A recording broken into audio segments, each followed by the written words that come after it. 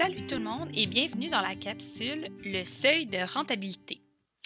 C'est vraiment un élément qui est primordial si on veut faire de l'argent, mais surtout pour ne pas en perdre.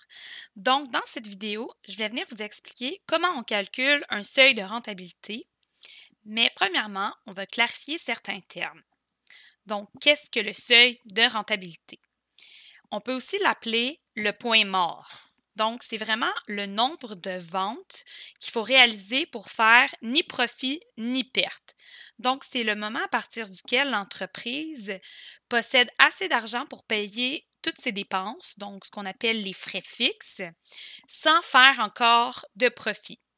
Donc, toutes les ventes suivantes vont commencer à venir générer un profit à l'entreprise et puis c'est à partir de ce moment-là que ça devient intéressant pour les actionnaires. Donc, il y a deux éléments importants qui rentrent dans le calcul du seuil de rentabilité. Premièrement, les coûts fixes et deuxièmement, les coûts variables. J'ai aussi une capsule exprès pour chacun des deux sujets qui a été faite aussi, pour venir un peu plus expliquer comment les calculer. Donc, qu'est-ce que les coûts fixes? C'est vraiment des dépenses qui ne varient pas en fonction du nombre de produits fabriqués.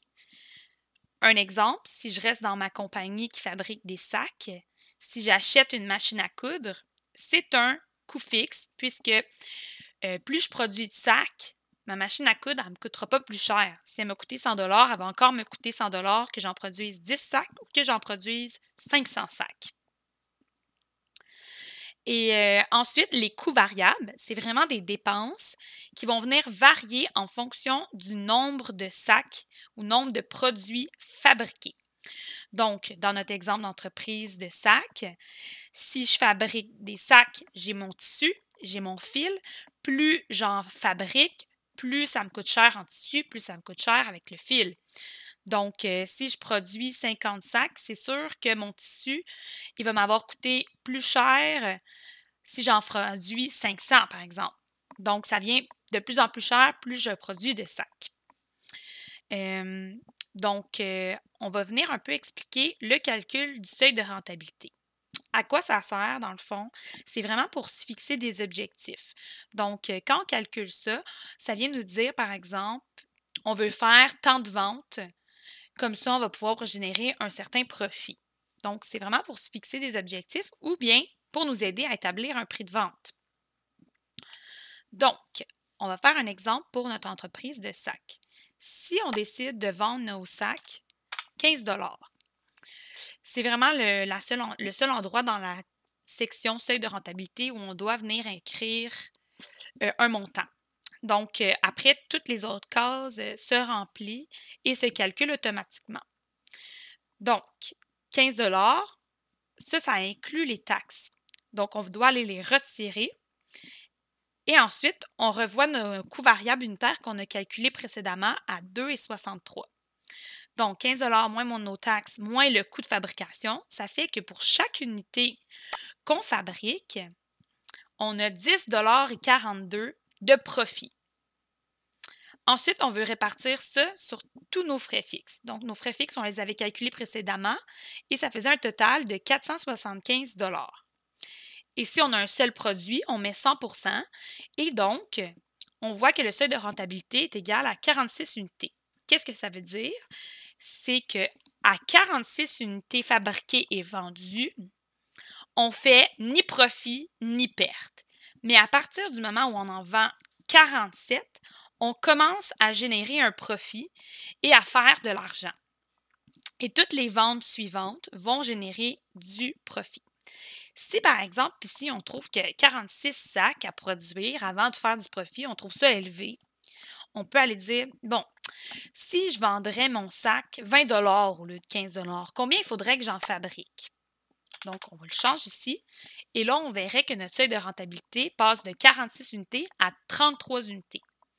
Et là, si on juge que c'est beaucoup plus réaliste pour notre entreprise, on peut donc dire ça va être 20 qu'on va vendre nos sacs. Et si, par exemple, vous êtes le cas d'une entreprise qui fabriquait plusieurs produits, ou par exemple, vous produisez plusieurs formats de sacs avec plusieurs prix de vente, vous fabriquez des sacs et, par exemple, des chouchous pour les élastiques à cheveux, par exemple, avec vos tissus qui restent. Le seuil de rentabilité vient un peu se compliquer parce qu'on a plusieurs produits. Et c'est là qu'on doit venir un peu copier la case seuil de rentabilité et la case frais variables. Je l'ai fait pour vous en exemple, dans le cas qu'on fabriquerait des sacs et des chouchous. Et là, il faudrait venir vraiment calculer les frais variables exprès pour la fabrication de nos chouchous. Si par exemple, c'est sûr que nos coûts vont être moins élevés, j'ai mis dans les circonstances que ça ferait un coût variable unitaire de 1,05$ et qu'on vendrait chaque élastique à cheveux 5$. Et là, ici, il faudrait venir ajuster les pourcentages. Parce que là, mettons, on se dirait que 80% de nos ventes seraient des sacs, donc 20% seraient les élastiques à cheveux. Et là, on verrait ici que ça viendrait répartir nos frais fixes totaux. Et ça viendrait répartir nos frais fixes totaux en fonction de nos deux produits. Et là, il faudrait faire, par exemple, 26 unités, vendre 26 sacs avant de devenir rentable et vendre 29 élastiques à cheveux avant de devenir rentable.